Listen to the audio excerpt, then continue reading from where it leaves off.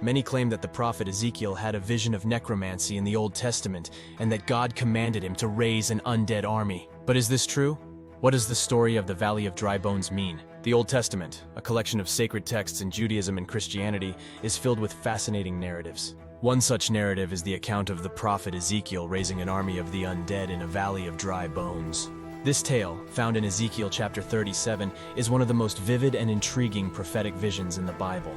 It is also a seminal text for understanding the evolving concept of resurrection in the Old Testament. While the term necromancy typically refers to a practice of magic involving communication with the dead, to predict the future, the Old Testament generally portrays such practices negatively. Necromantic rituals are strictly forbidden in several verses, such as Deuteronomy 18:10-12, which states that God finds these practices detestable.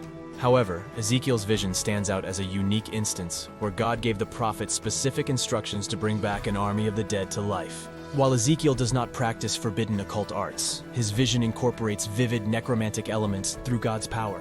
The incident of Ezekiel in the Valley of Dry Bones is not viewed through the lens of necromancy, but rather as a prophetic vision of resurrection. Ezekiel was a significant prophet in Israel during the 6th century BC. His ministry occurred during a time of great upheaval and despair, as the Babylonian Empire had besieged Jerusalem and taken many Israelites into captivity. Ezekiel himself was among these exiles. The central message of Ezekiel's prophecies is the promise of both judgment and restoration. His visions, which include the famous vision of the Valley of Dry Bones, are known for their vivid and dramatic nature. The prophecy of the dry bones in Ezekiel 37 is one of the most powerful visual metaphors in the Bible. In the vision, God transports Ezekiel to a valley filled with dry bones. God commands Ezekiel to prophesy over the bones, and as he does, the bones come together, flesh forms on them, and breath enters them. They stand up, forming a vast army. Ezekiel 37 begins, "The hand of the Lord was on me, and he brought me out by the Spirit of the Lord, and set me in the middle of a valley. It was full of bones. He led me back and forth among them, and I saw a great many bones on the floor of the valley, bones that were very dry. He asked me, 'Son of man, can these bones live?' I said, 'Sovereign Lord, you alone know.'" Ezekiel 37 continues, "Then he said to me, 'Prophesy to these bones and say to them, Dry bones, hear the word of the Lord. This is what the sovereign Lord says to these bones. I will make breath enter you, and you will come to life. I will attach tendons to you and make flesh come upon you and cover you with skin. I will put breath in you, and you will come to life. Then you will know that I am the Lord.'" Further it reads, "So I prophesied as I was commanded. And as I was prophesying, there was a noise, a rattling sound, and the bones came together, bone to bone. I looked, and tendons and flesh appeared on them, and skin covered them, but there was no breath in them. Then he said to me, 'Prophesy to the breath. Prophesy, Son of man, and say to it, This is what the sovereign Lord says. Come, breath, from the four winds, and breathe into these slain, that they may live.' So I prophesied as he commanded me, and breath entered them. They came to life and stood up on their feet, a vast army." This vision wasn't a tale of horror or an act of necromancy. Rather, it was a powerful symbol of hope and resurrection.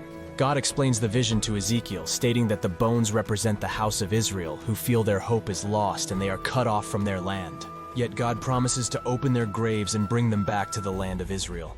The vision of the dry bones serves multiple purposes within the context of Ezekiel's prophecy. Firstly, it's a promise of restoration for Israel. Just as the dry bones were brought back to life, so too would the exiled Israelites be brought back to their homeland. Secondly, it presents a metaphorical depiction of resurrection. While physical resurrection was not a widely held belief in Old Testament times, this passage provides a vivid metaphor for God's ability to restore life where there appears to be none.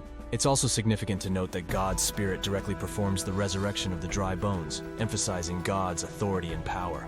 This event is not an act of necromancy, but a divine miracle. Thus, this narrative is less about the undead, and more about the hope for renewal and restoration. Ezekiel's striking vision uses the imagery of resurrecting the dead to illustrate God's promise of restoring Israel from exile. Though involving necromantic overtones, the vision ultimately conveys the message that God alone controls life and death for his people. Ezekiel calls Israel to trust in God's power and restoration even in their darkest hour of captivity.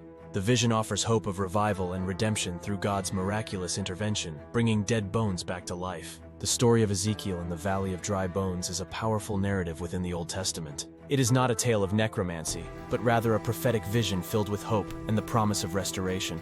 This narrative metaphorically illustrates the concept of resurrection, showcasing God's ability to restore life and hope where there is despair and destruction. Through understanding this tale in its proper context, readers can gain a deeper appreciation for the profound themes and messages within the Old Testament. If you enjoyed this video, please like it and subscribe to Connect Paranormal. This will allow us to make more videos.